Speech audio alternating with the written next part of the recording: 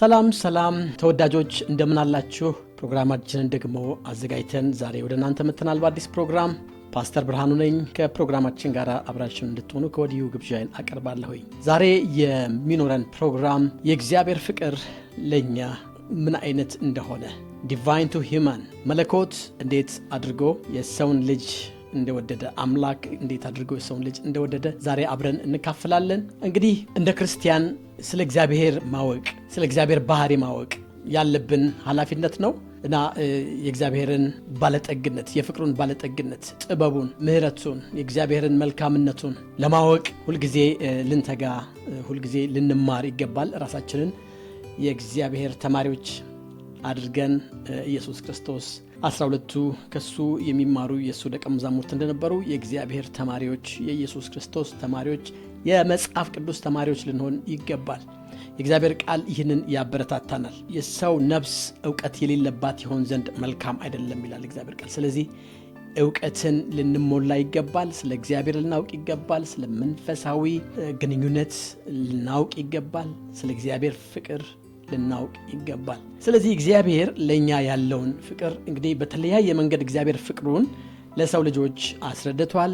ፍቅሩን ለሰው ልጆች ገልጧል እና እግዚአብሔር ፍቅሩን የገለጠበትን መንገዶች ስንመለከት እንግዲህ እግዚአብሔር በፍጥረቱ ውስጥ ሰውን ምን ያህል እንደሚወደው ፍቅሩን በዛ ገልጧል። እግዚአብሔር ሌሎቹን ፍጥረቶች በሙሉ ይሁን ሰማይ ይሁን ምድር ይሁን እያለ ፍጥረቱን ሁሉ በይሁንታ ከፈጠረ በኋላ ሰው ጋር ሲደርስ በዘፍጥረት ምዕራፍ 1 ቁጥር 25 26 27 ላይ ስንመለከት ሰውን እንደ መልካችን እንደ ምሳሌያችን እንፍጠር ብሎ እግዚአብሔር ለሰው ያለውን ክብር እንመለከታለን። ለሰው ያለውን ፍቅር ለሰው ያለውን ጥንቃቄ እንመለከታለን። ስለዚህ እንደ ክርስቲያን እንግዲህ ስለ ግንኙነቶቻችን ነው እያወራን ያለነው። ግንኙነት ሲበላሽ፣ ግንኙነት ሲፈርስ፣ ግንኙነት ሲሰበር፣ ፍቅር ሲቀዘቅዝ እንዴት አድርገን ነው እንደገና የምናድሰው? እንዴት አድርገን ነው ታድሶ እንዲሆን ልንሰራ የሚገባው የሚለውን ስናስብ እግዚአብሔር እኛን እንዴት እንደወደደን ማወቃችን የመጀመሪያው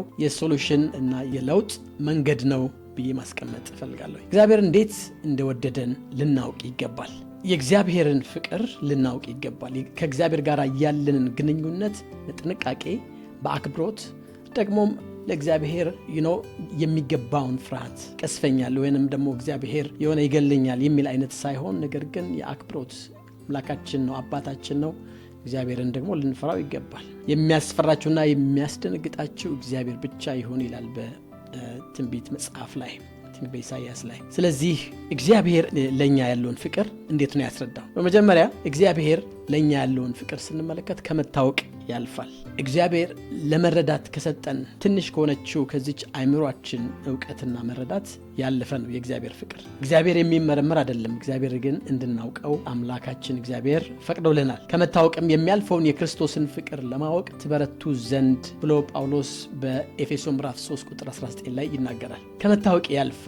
እንደውም በዛ ስፍራ ላይ ምን ብሎ ይናገራል? ስፋቱን፣ ጥልቅነቱን፣ ከፍታውን በቀል ልናውቀው ከምንችለው በላይ እንደሆነ ይናገራል። ነገር ግን ደግሞ ለማወቅ እንድንበረታ እና ለማወቅ እንድንተጋ እንድንማር ደግሞ ያበረታታናል ማለት ነው። ስለዚህ እግዚአብሔር ለኛ ያለውን ፍቅር እንዴት አድርጎ ነው የገለጠው? በዮሐንስ 3:16 ላይ ዓለሙን ሁሉ ወዷል ብሎ ይናገራል እግዚአብሔር ቃል። እንዴት ነው የወደደው?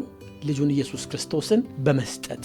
እንግዲህ ከሱ ጋር ያለንን ህብረት ከፈረሰ በኋላ በኃጢአት ምክንያት ክፍተት ከተፈጠረ በኋላ ግርግዳ ከገባ በኋላ በመካከላችን በሰውና በእግዚአብሔር መካከል ኢየሱስ ክርስቶስን በመስጠት እግዚአብሔር ለኃጢአታችን መስዋዕትነት ኢየሱስ ክርስቶስን በመስጠት እንደገና ህብረታችንን እንደገና ግንኙነታችንን እንዳደሰ እግዚአብሔር የጥልን ግርግዳ በልጁ እንዳፈረሰ እና እንደገና ህብረትን እንደቀጠለ ከሰው ልጅ ጋር እንመለከታለን። ስለዚህ እግዚአብሔር ለኛ ያለውን ፍቅር በዛ መንገድ አስረድቶናል። እግዚአብሔር ለዚህ ነው እንዲሁ ወዷል ብሎ የእግዚአብሔር ቃል የሚናገረው ማለት ነው። በተለይ ይህንን በምናስብበት ጊዜ ኢየሱስ ክርስቶስ ከተሰቀለበት ጊዜ አንስቶ እስከ ዛሬ ድረስ የታሪክ አዋቂዎች ሲናገሩ ከ100 ቢሊየን በላይ ሰዎች ወደዚህ ዓለም መጥተዋል፣ ከዚህም ዓለም ደግሞ በሞት ወጥተዋል ብለው ግምታቸውን ያስቀምጣል።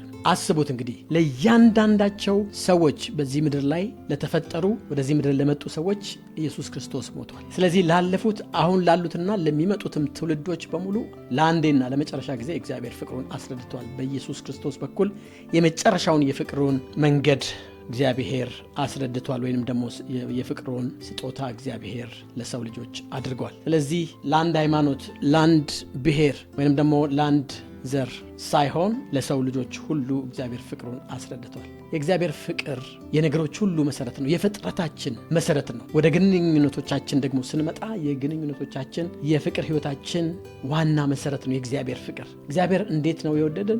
አምላካችን የወደደን እንዲሁ ነው። አንኮንዲሽናል በሆነ መንገድ፣ ቅድመ ሁኔታ በሌለው መንገድ ነው እግዚአብሔር የወደደን። የሆነ ብቃት ስለተገኘብን ወይንም ደግሞ የሆነ የተለየ ማንነት ስላለን ወይንም ደግሞ እውቀት ስላለን የሆነ ሀብታም ስለሆነ ወይ ዳሃ ስለሆነ ሳይሆን እግዚአብሔር እንዲሁ ሰውን ሁሉ እንደወደደ እንመለከታለን። እግዚአብሔር ሲፈጥረንም እንኳን የፈጠረን ለፍቅርና ደግሞም ከራሱ ከፍቅሩ ተነስቶ ነው እግዚአብሔር የፈጠረን እንጂ መልካምነት ስለተገኘብን አይደለም።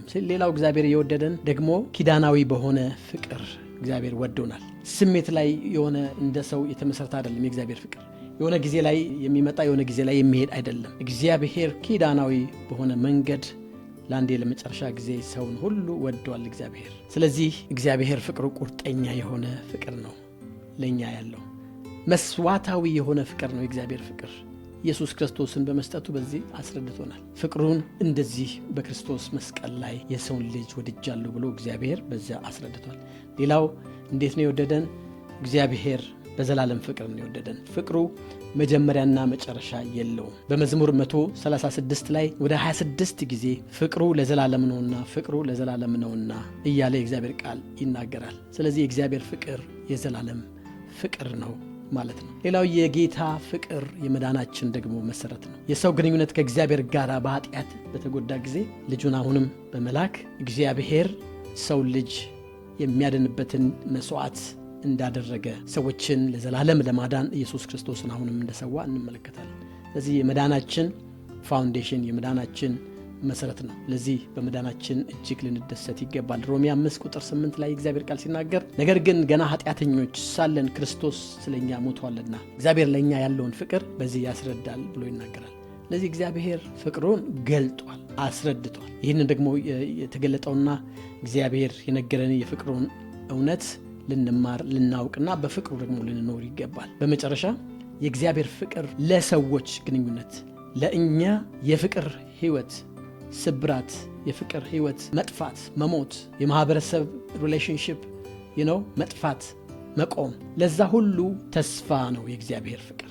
መድኃኒት ነው የእግዚአብሔር ፍቅር። ምሳሌ ነው የእግዚአብሔር ፍቅር። ስለዚህ እግዚአብሔር እንዴት እንደወደደን በምናይበት ጊዜ እኛም ሌሎችን እሱ በወደደን አይነት ፍቅር ለመውደድ እንበረታታለን፣ እንነሳሳለን። ስለዚህ እንደ ፊውል ነው የሚያደርገን። በቃ የሆነ የእግዚአብሔር ፍቅር እንደዚህ ትልቅ ከሆነ ለኛ ትንሽ ለሆነችው ለኛ ደግሞ ግንኙነት ትልቅ የሆነ ሶርስ፣ ትልቅ የሆነ መፍትሄና ሶሉሽን ነው ማለት ነው። ስለዚህ እሱ አስቀድሞ ወዶናል፣ እኛም እንወደዋለን ይላል። ስለዚህ ከእግዚአብሔር ፍቅር ምሳሌ እየተማረን ሌሎችን በዚህ ፍቅር እንወዳለን። የሰውን ልጅ ሁሉ በእኩል ደግሞ እንድንወድ ያስተምረናል እግዚአብሔር። ሁሉንም ሰው ያለምንም ቅድመ ሁኔታና ያለ ደረጃ፣ ያለ ልዩነት፣ ያለ አድሎ ሁሉን ሰው እንደወደደ ስንማር እኛም ሰውን ሁሉ በዛ ፍቅር እንድንወድ እንማራለን ማለት ነው። አንደኛ ዮሐንስ 4:11 ላይ ወዳጆች ሆይ እግዚአብሔር እንዲህ አድርጎ ከወደደን እኛ ደግሞ እርስ በርሳችን ልንዋደድ ይገባል። ስለዚህ እግዚአብሔር ፍቅር ሌላውን እንድንወድ ያበረታታናል። አብሮን ያለውን እግዚአብሔር እንድንወድ በሱ ፍቅር ያበረታታናል ማለት ነው። ስለዚህ የእግዚአብሔር ፍቅር ይሄ ብቻ አይደለም፣ ለኛ ያለው እጅግ ጥልቅና እጅግ ሰፊ ነው። እንድናውቅ እግዚአብሔር ደግሞ ይፈልጋል። ስለዚህ ሁልጊዜ ስለ እግዚአብሔር ፍቅር ለማወቅ እንድንበረታ እኔም ላበረታታችሁ ፈልጋለሁኝ። ደግሞም ተስፋ ላጣንበት ግንኙነታችን መፍትሄ እና ተስፋ ከእግዚአብሔር ዘንድ አለ ብዬ ይህንን በማስተላለፍ የዛሬን ፕሮግራም እዚህ ላይ ጨርሳለሁኝ። እግዚአብሔር ባርካችሁ። በሚቀጥለው ፕሮግራም እስከምንገናኝ ሰላም።